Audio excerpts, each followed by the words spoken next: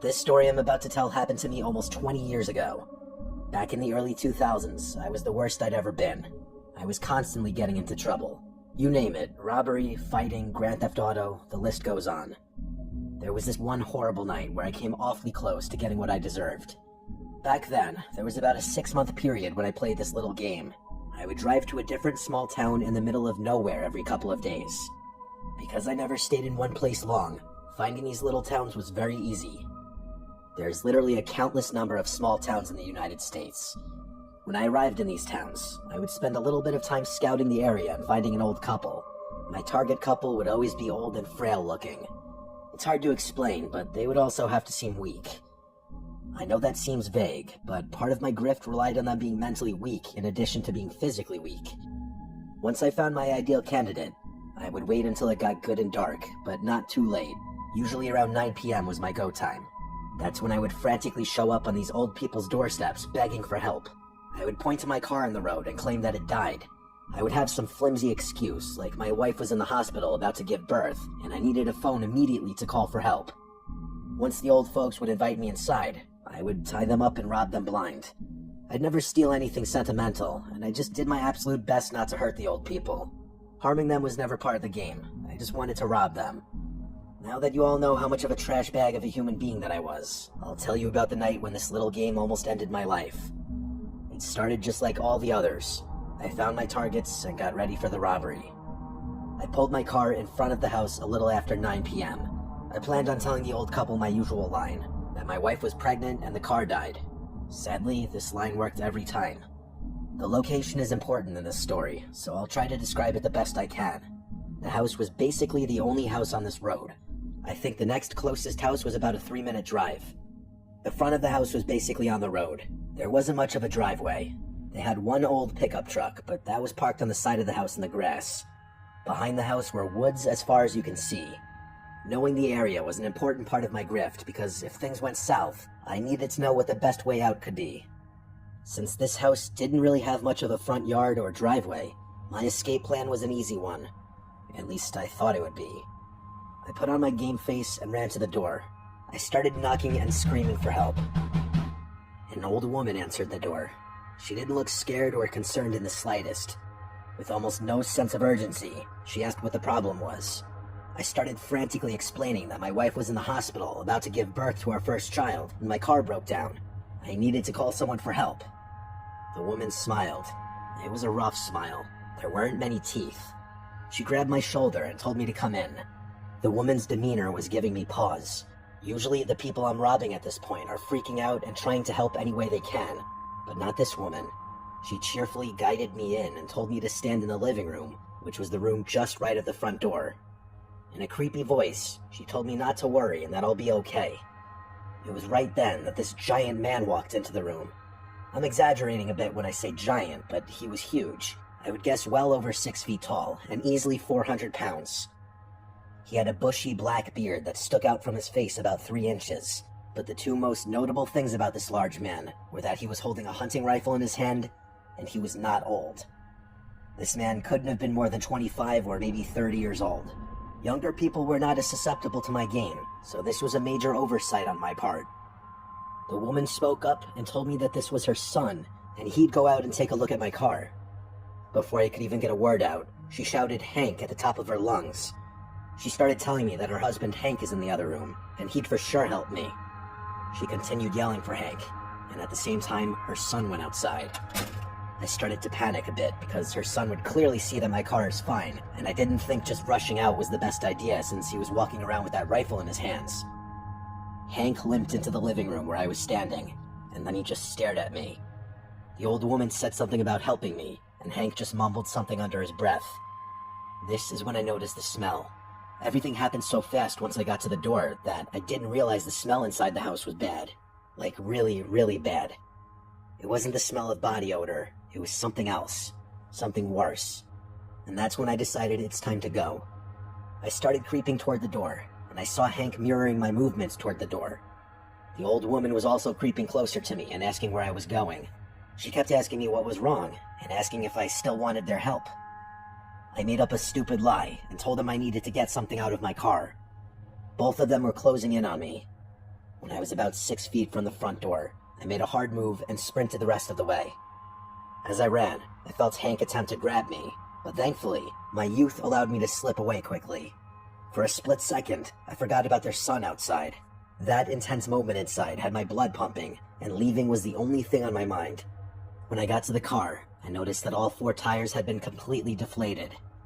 As I ran closer and inspected the tires, I could easily tell that they were slashed. I didn't know what to do or what was going on. I didn't see their son, but I heard Hank yell from the house that I was outside and that I couldn't have gotten far. I decided to run into the woods. I know that's like a cliche, but hiding in the cover of darkness in the woods seems like a better idea than running on an open road. I sprinted deep into the woods for a minute or two, and then hid behind a big tree to catch my breath. I got down to the ground and did my best to listen for footsteps. Not long after, I heard the sound of heavy footsteps coming toward me. I couldn't move because that would clearly bring attention to my hiding spot. I was holding my breath and trying my best not to move a single muscle. The footsteps were getting louder, and I felt like they were on top of me. And I looked to my side, and 2 feet from my head was the old couple's son walking by me, swinging the hunting rifle in his hand. I think the only reason he didn't hear me was because of the loud sound of his heavy footsteps. I could feel myself shaking as he stepped by me. Somehow, he didn't see me and just continued walking in the dark. I waited for him to get out of sight, and then I basically crawled out of the woods. When I got back to the house, I still snuck quietly back to my car. I could see in the windows of the house that the older woman was just standing there looking outside toward the woods. Somehow, she didn't see me. I didn't see Hank, which led me to believe that he must have been in the woods also. I decided to do the stupidest thing ever, and I still can't believe it worked. I got into my car with its flat tires, and I essentially rolled down the street as far as I could before the tires were completely dead. Once I could hear them grinding on the ground, I got out of my car and ran as fast as I could back to the town. It took me a while, but I made it. I eventually got someone to tow the car out of there, and I didn't tell them or any police about the old people. I didn't want anybody to dig too deep into my life. Once I got away and got the car towed, I didn't want to think about those people ever again. I don't really know for sure what happened that night. I know what I felt, and I know what I saw. The body language, the smell, the slashed tires, just everything adds up to something bad. I found this experience to be a middle finger of karma from the universe. I did somewhat clean up my act soon after this experience, but I definitely didn't become a saint. I'm still a bad person from my past. I'm just not as bad as I used to be. And I do feel regretful and remorseful for a lot of what I've done. Honestly, though, I think whatever those people were up to was far worse than whatever I was out there doing.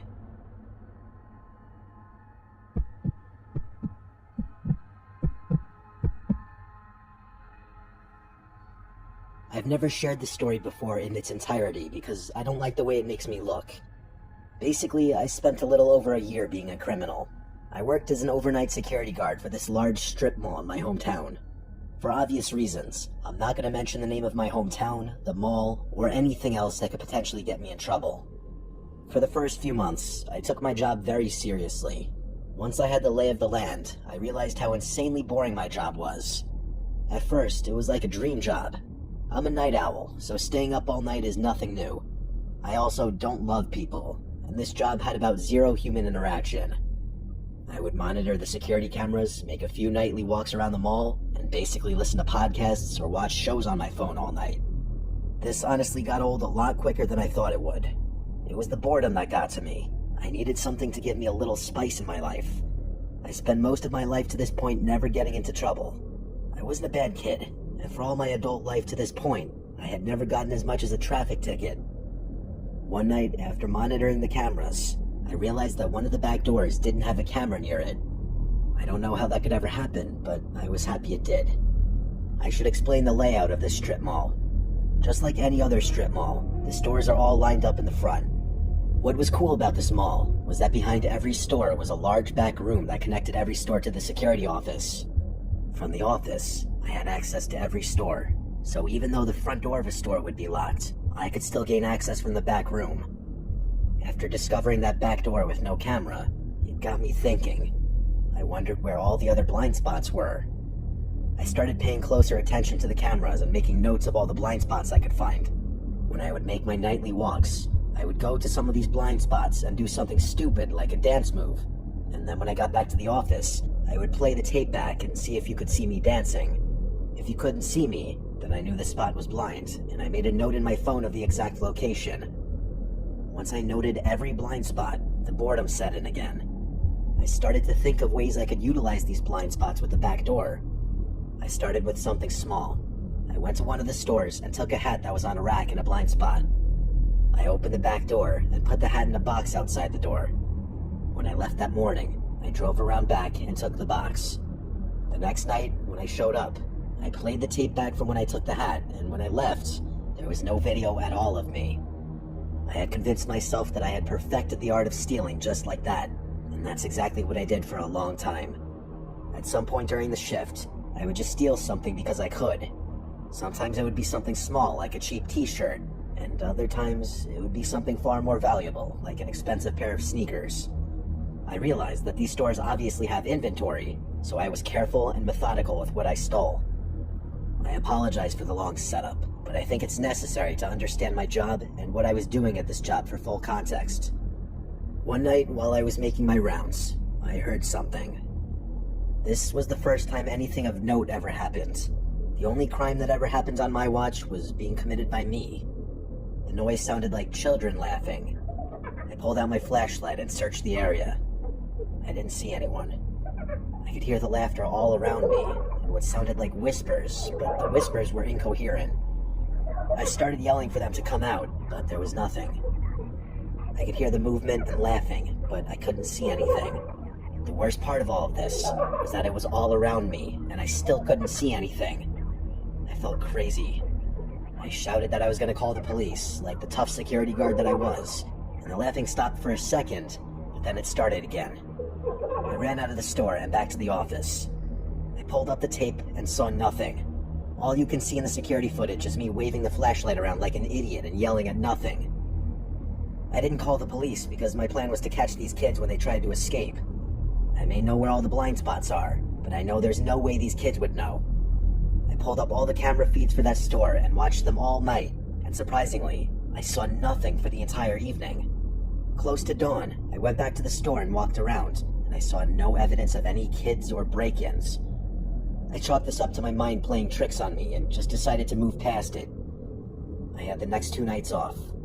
When I went back to work, I asked the guy who was leaving as I was punching in if anything weird happened the last 2 nights, to which he said no.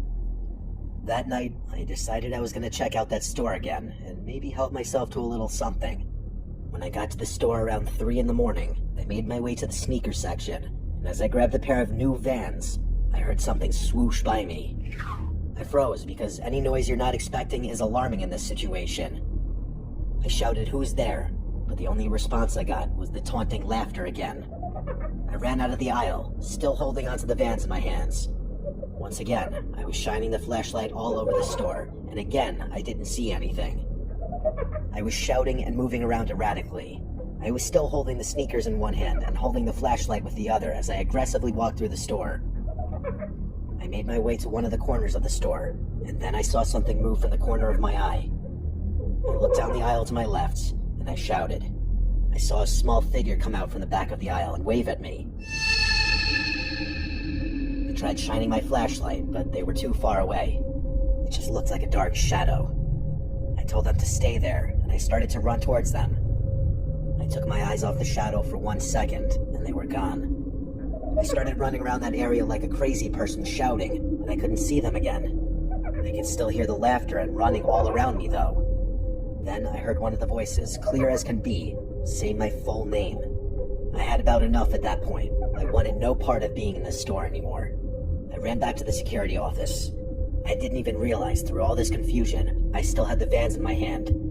I set them down in the office and told myself I would bring them back in the morning. Right now, I just wanted to pull up the footage and catch whoever these kids were that were messing with me. I watched every second of the feed, and not once can you see anything other than me running around. I looked insane. The craziest part is that there's a camera that faces down the aisle where I saw the kid, but on the footage you can't see anyone. I don't know if it was just too dark or what, but there was no sign of anyone. That morning when my supervisor showed up, I told her all about the previous night and the night from 2 days ago. She pulled up the footage and only saw me running around like an idiot.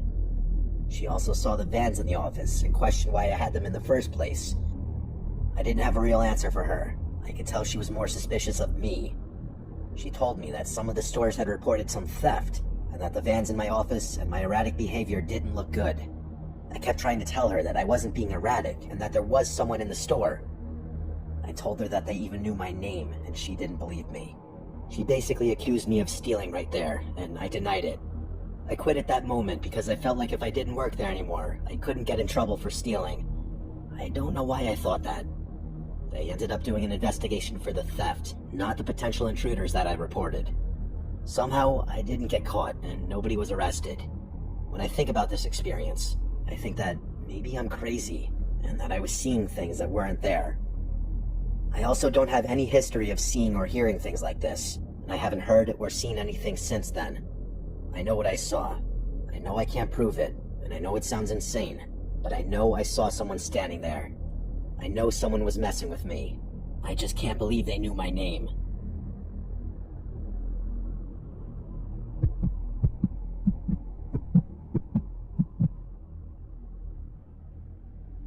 Dear Mr. Nightmare, I've been watching your videos for many years now. Some of the stories you've narrated have reminded me of myself and something I've done in the past.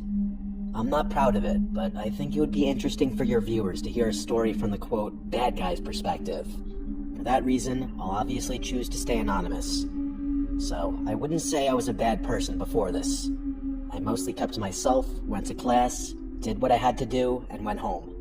I've always been socially awkward, and I didn't really have friends, but it never bothered me that much because that was normal to me in my school days.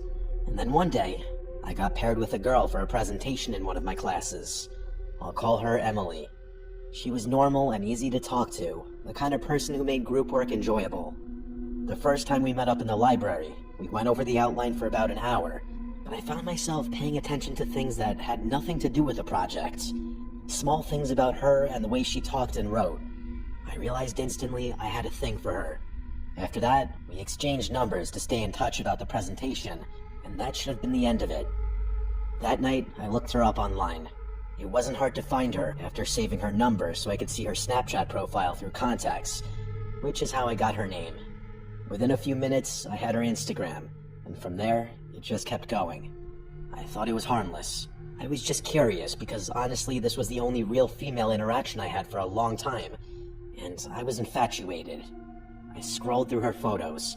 I saw where she went, who she spent time with, and I started noticing details in the background that I could kind of piece together. It turned into me checking her accounts constantly, like it had become part of my routine. Within a few days, I had a pretty good idea of what neighborhood she lived in. I took things too far when I looked up how to find someone's address with their phone number, and I realized how easy it is. When I found it, I drove past her house once. Then I circled back and slowed down. There was a light on upstairs, and I wondered if it was her bedroom. I noticed the red car parked in front of the house that I was pretty sure was hers because it had a parking sticker for our college on the side window. I should have stopped there, but I got addicted to stalking this girl. It turned into something I did a couple nights a week. I always stayed in the car and told myself I wasn't crossing a line, even though I clearly already had. One night I was parked a little further down the street, and noticed the blinds in the upstairs window shift a little bit. I saw someone peering out the window. I couldn't tell if it was her, but it was definitely someone peering out. I started freaking out, thinking she or a family member noticed me and was onto me. I left right away, perhaps making it more suspicious. And the whole drive home, I couldn't stop thinking about it. The next day in class, Emily acted completely normal, but at one point, she had a comment that made my heart drop. She made a subtle comment about some of the boys at the school being creepy, and that she was dealing with a stalker situation. I didn't ask her to go deeper into it, because I was terrified to know if she was referring to me. After that, I stopped going near her house. I stopped checking her profile as much too. I was convinced she might have caught on, and I didn't want to push it further. Now here's where things really started messing with my head. At this time, I was living in my grandparents' house. That was handed down to my parents after they both passed, and I still do live here.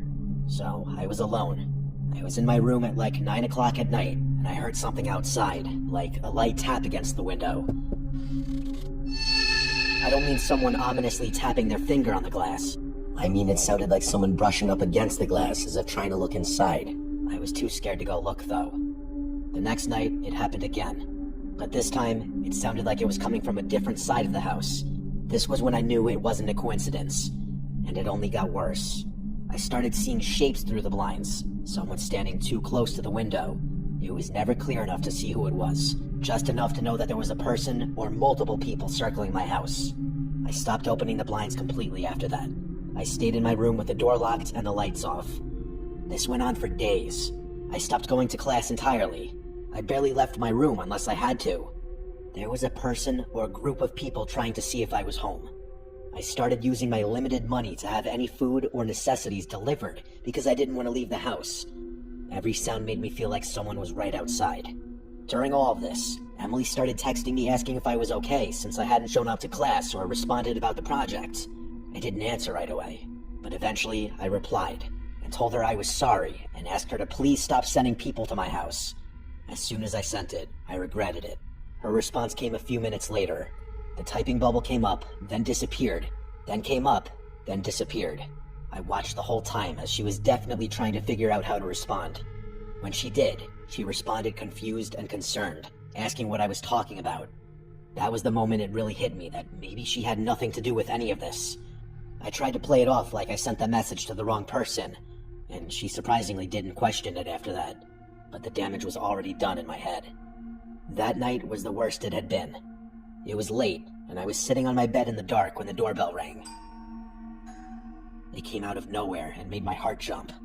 I lay still for a few seconds before getting up and walking downstairs with all the lights still off. Yes, I was living in darkness for days. I stood near the door without opening it, just to listen. The person on the other side must have heard me, because they asked me to open the door. Not asked, they told me to. I told them I didn't order anything. The tone on the other side got more aggressive, telling me to open the door like it wasn't a request anymore. I didn't respond. I just backed away and went upstairs as quietly as I could. Then I locked myself in my room. They spammed the doorbell for a solid minute. I was hiding in my bed like a coward. After a minute or two, they stopped. I went to stay with my parents for a few days, not telling them the reason, because I didn't want to explain my creepy actions. The rest of my time working with Emily in class was very awkward. I never found out if she sent her family or friends or whoever to my house. If it wasn't her, I don't know who it could have been. Regardless, I never went to her house again or stalked her page again. Whoever was coming to my house lost interest after I spent like 5 days at my parents' house. I got a taste of my own medicine, and I never want that to happen again.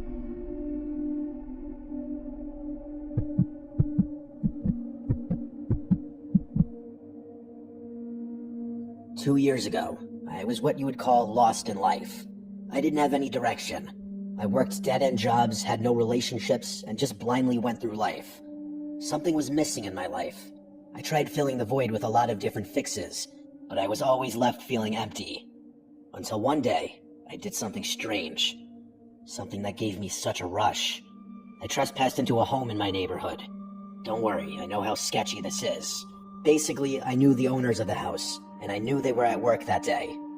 Earlier that morning, they had some workers go to their house to do some kind of construction project. I just happened to see them leave for lunch when I was on a walk. I don't know what came over me, but I went to the front door and checked if it was locked, and it wasn't. I walked inside and just took a self-tour of their home. This rush of being inside someone else's house was exhilarating. I stayed at their house for several minutes and then left before the construction crew came back.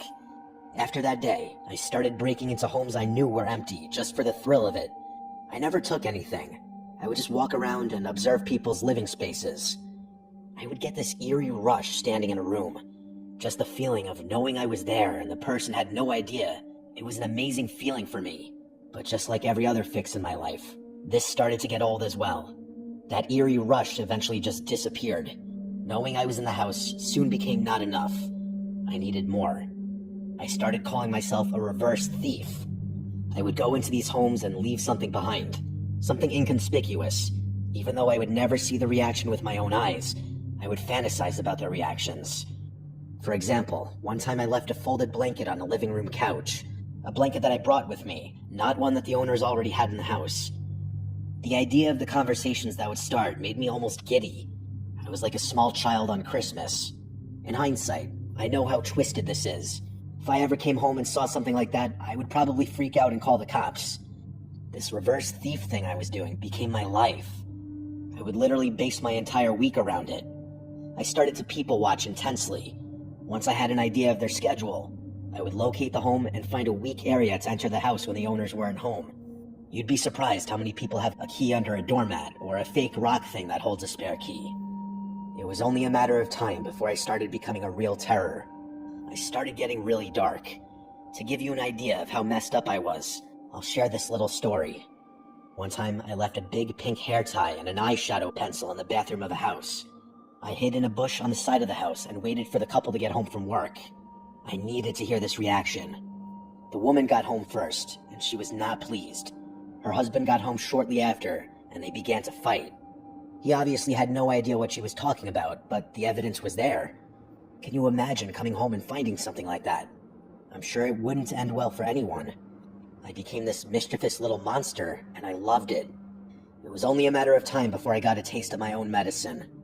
One afternoon, when I got home from work, I noticed something on my counter in the kitchen. It was a little vase with one small yellow flower. This is for sure something that wasn't there when I left that morning. Next to the vase was a note. It was written in cursive and said, "We know it was you." I felt sick. I checked all my locks, and everything appeared to be locked up. I couldn't think of anyone who could have done this to me. I was always so careful not to leave a trail. I went to my bedroom that night and locked the door. Calling the cops wasn't an option because if this person actually knew who I was, they could ruin me. I thought about going back to my parents' house, but that was a headache I didn't want to deal with. That night, I did some soul searching. I decided it was time to end my reverse thief charade. I woke up in the morning expecting to have another surprise. Thankfully, there was nothing. I ran some errands, and when I got back home, I wasn't so lucky.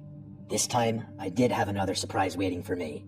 Once again on the counter was a note accompanied by a dead bird. The note said, "We're coming for you."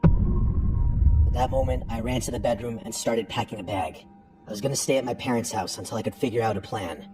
When I got to the room, I heard something shuffling. It wasn't coming from the room. I heard something from the vent. I went over and put my ear to the vent that was on the ground. There was movement coming from downstairs in the basement. There was no doubt in my mind that someone was down there. While listening, I could hear voices. They were too muffled to understand what they were saying. At least, I thought they were voices. I slowly got up. I was trying not to make any noise, even though I had already been home for several minutes. I grabbed my bag and slowly made my way to the door. Each step I took, I felt like I was making a lot of noise. Every time I thought I heard something, I would freeze. Once I realized it was nothing, I would continue my slow walk. I got to the front door, which was located right next to the door that led to the basement. My curiosity was killing me. I wanted to know who was messing with me and who was potentially in my house. I opened the basement door. I could hear quiet voices talking. I was sure that they were voices now. As I took one step onto the creaky wooden stairs, I heard a loud shh. I shouted down the stairs, but nobody shouted back. I knew I heard voices literally 3 seconds ago. I was too scared to go down and look, especially if there were more than one person. I turned around and slammed the basement door.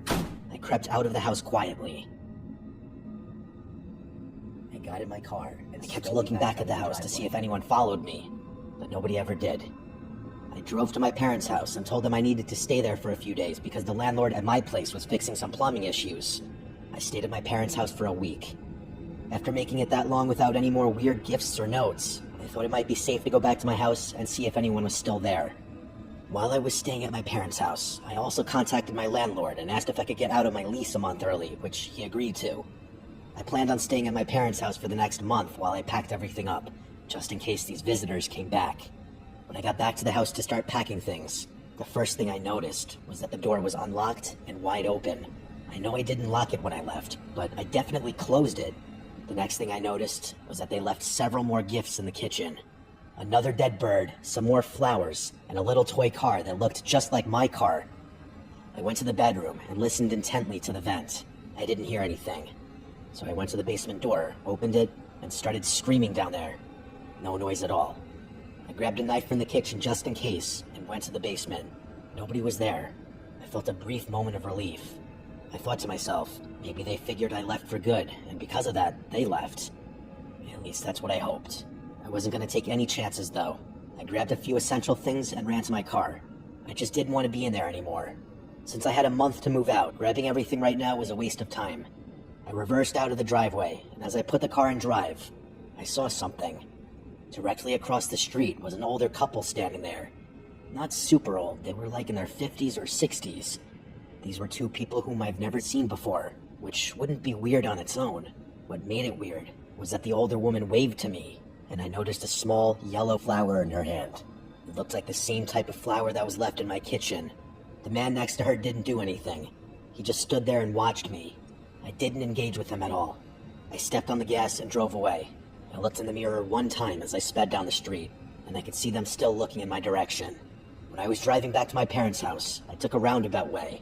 I didn't see them follow me, but I was paranoid now. I spent the next few weeks afraid of my own shadow. Every noise made